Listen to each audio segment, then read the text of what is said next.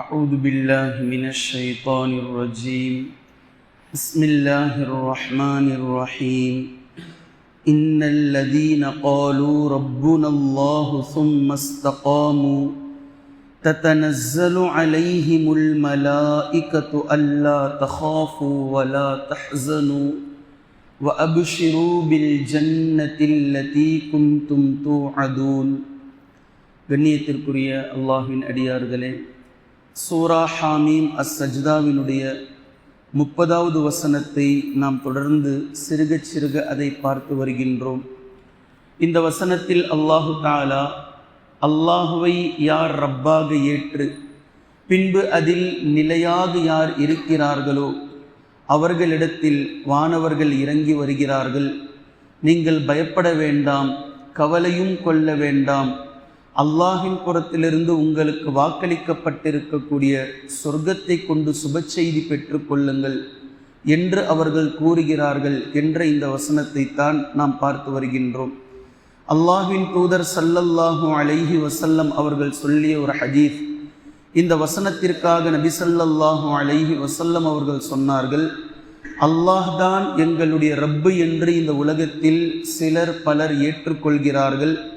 ஆனால் பின்பு சொல்லாலும் செயலாலும் அல்லாஹ்வை மறுத்து விடுகின்றார்கள். அப்படி இல்லாமல் நிலையாக மௌத்து வரைக்கும் நிற்பதையே அல்லாஹு தஆலா இப்படி பேசுகின்றான் என்று நபி ஸல்லல்லாஹு அலைஹி வஸல்லம் அவர்கள் கூறிய ஹதீஸ் முஸ்னத் அஹ்மதிலும் சுனன் நஸஈயிலும் திர்மிதியில் 3173வது இலக்கத்திலும் நீங்கள் காணலாம். அதே போன்று சயீத் பின் நிம்ரான் ரலியல்லாஹு அன்ஹு அவர்கள் கூறுகிறார்கள், நான் ஒரு முறை இந்த வசனத்தை பற்றி அபூபக்கர் சித்தீக் ரலியல்லாஹு அன்ஹு அவர்களிடத்தில் கேட்டேன்.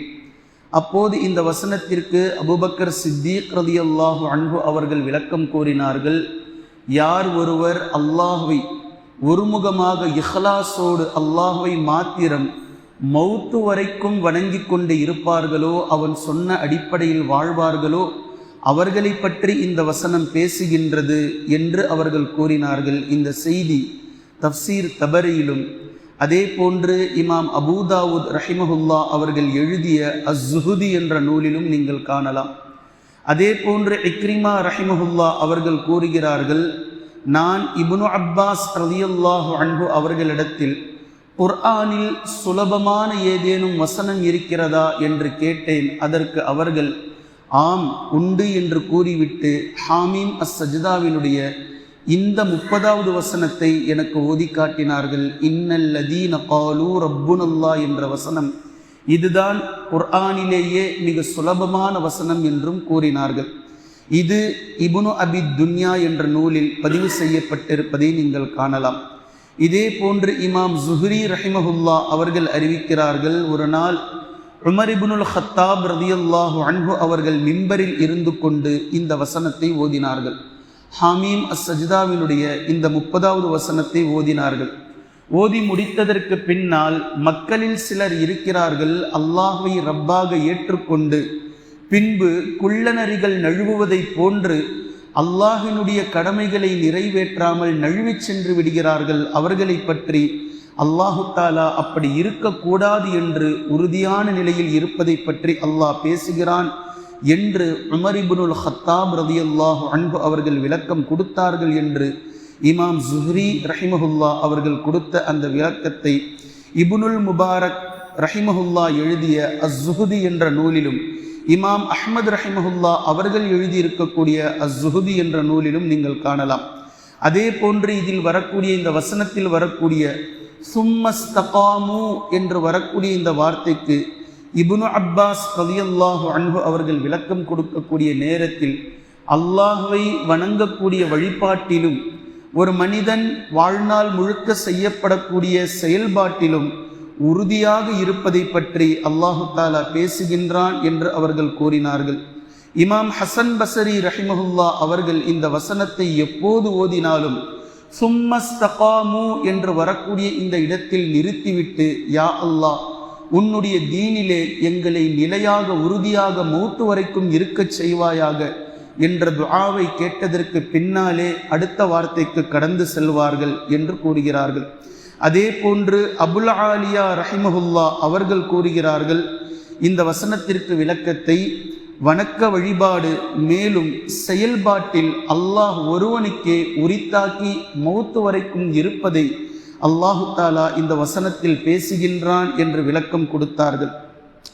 அதே போன்று சுஃபியான் இப்னு அப்துல்லா ரலியல்லாஹு அன்ஹு அவர்கள் கூறுகிறார்கள், நான் ஒரு முறை நபி ஸல்லல்லாஹு அலைஹி வஸல்லம் அவர்களிடத்தில் சென்று முழுமையாக அல்லாஹிற்கு வணக்க வழிபாட்டிலும் செயல்பாட்டிலும் இருப்பதென்றால் எப்படி என்பதை பற்றி நான் கேட்டேன்.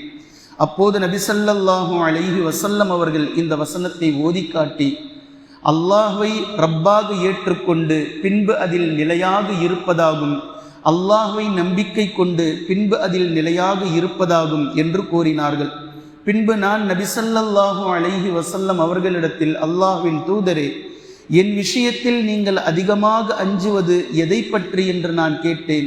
நபி ஸல்லல்லாஹு அலைஹி வஸல்லம் அவர்கள் தன்னுடைய வாயை திறந்து நாக்கை இழுத்து பிடித்து, இதைத்தான் நான் உன் விஷயத்தில் அதிகமாக அஞ்சுகிறேன் என்று கூறினார்கள் என்று சுஃபியான் இப்னு அப்துல்லா ரலியல்லாஹு அன்ஹு அவர்கள் கூறக்கூடிய ஹதீஸ் இப்னு மாஜாவிலும் முஸ்னத் அஹ்மதிலும் ஜாமிஉ திர்மிதியில் 2334வது இலக்கத்திலும் நீங்கள் காணலாம். அதே போன்று இதில் வரக்கூடிய அடுத்த வார்த்தை சும்மஸ்தகாமு, நீங்கள் நிலையாக யார் இருக்கிறார்களோ என்பதற்கு பின்னால் வரக்கூடிய வார்த்தை, வானவர்கள் இறங்கி சுப செய்தி கூறக்கூடிய இந்த செய்தி எப்போது நடக்கும் என்பதை பற்றி வரக்கூடிய செய்தியில் பரா இப்னு ஆசிப் ரலியல்லாஹு அன்ஹு அவர்கள் அறிவிக்கிறார்கள், இது ஒரு மனிதருடைய ரூஹ் பிரியக்கூடிய நேரத்தில் வானவர்கள் அவரிடத்தில் இறங்கி வருவார்கள். யா ஐயத்துஹன் நஃப்சு தய்யிபா என்று வரக்கூடிய முஸ்னத் அஹ்மதினுடைய நீண்ட நெடிய ஹதீஸ். 2 வருடங்களுக்கு முன்னால் ரமலானில் இந்த முழுமையான ஹதீஸை நாம் பார்த்திருக்கிறோம். வானவர்கள் எப்படி வருவார்கள், எப்படி அவரிடத்தில் பேசுவார்கள் என்பதில் வரக்கூடிய அந்த ஹதீஸினுடைய சாராம்சத்தை பரா இப்னு ஆசிப் ரலியல்லாஹு அன்ஹு அவர்கள் சொல்கின்றார்கள். வானவர்கள் மலக்குல் மௌத் ஒரு நல்ல முஃமினிடத்தில் வந்து அழைக்கக்கூடிய அழைப்பே அவருக்கான சுப செய்தியாக இருக்கும்.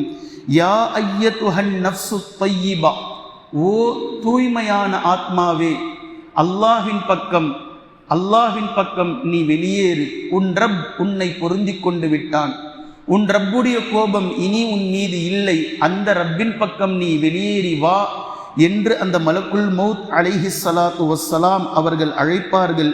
இது அவருக்கான சுப செய்தி என்ற இந்த செய்தியை பரா இப்னு ஆசிப் ரலியல்லாஹு அன்ஹு அவர்கள் இந்த வசனத்திற்கு விளக்கமாக தருகிறார்கள். இந்த செய்தியை முஸ்னத் அஹ்மதிலே நீங்கள் பார்க்கலாம். அதே போன்று இப்னு அப்பாஸ் ரலியல்லாஹு அன்ஹு அவர்களும் இமாம் சுயூத்தி ரஹிமஹுல்லா அவர்களும் இந்த வசனத்திற்கு இந்த சுப செய்தி எப்போது என்பதை விளக்கம் தரக்கூடிய நேரத்தில், இது ஒரு முஃமின் மௌத்தாகி தன்னுடைய பர்ஸஹுடைய வாழ்க்கையை கழித்ததற்கு பின்னால் அல்லாஹு தாலா மறுமை நாளையில் உயிர் எழுப்புவானே, அப்படி கபரில் இருந்து எழுப்பப்படும் நாளில் நல்லவர்களை சுற்றி வானவர்கள் இருப்பார்கள். அந்த வானவர்கள் அவரிடத்திலே, உங்களுக்கு பயம் எதுவும் இல்லை, சுப செய்தியை பெற்றுக்கொள்ளுங்கள், நீங்கள் சொர்க்கவாசிதான் என்பதை வானவர்கள் பேசுவார்கள் என்ற இந்த செய்தி தஃப்சீர் தபரியிலே பதிவு செய்யப்பட்டிருப்பதை நீங்கள் பார்க்கலாம். ஸைத் இப்னு அஸ்லம் ரஹிமஹுல்லா அவர்கள் இந்த சுப செய்தியை பற்றி கூறக்கூடிய நேரத்தில், ஒரு முஃமின் மௌத்தாகும் போதும் அவர் பர்ஸஹில் இருக்கும் போதும் அவர் கபரில் இருந்து எழுப்பப்படும் நேரத்திலும் வானவர்கள் அவர்களுக்கு சுப செய்தி கூறிக்கொண்டே இருப்பார்கள் என்பதற்கான சான்று ஹதீஸ்களிலே பரவலாக இருக்கின்றது என்பதை அவர்கள் விளக்கமாக கொடுக்கின்றார்கள். இன்னும் இதை தாண்டி இந்த செய்திகள் எதை பற்றி சொல்கின்றது என்பதை இன்ஷா அல்லாஹ் தொடர்ந்து நாம் பார்க்கலாம். குர்ஆனையும் ஹதீஸையும் தெளிவாக விளங்கக்கூடிய நன்மக்களாகவும் அதை நடைமுறைப்படுத்தக்கூடிய மக்களாகவும் அல்லாஹ் நம்மை ஆக்குவானாக. சுப்ஹானக்கல்லாஹும்ம பிஹம்திக அஷ்ஹது அல்லா இலாஹ இல்லா அன்த அஸ்தக்ஃபிருக.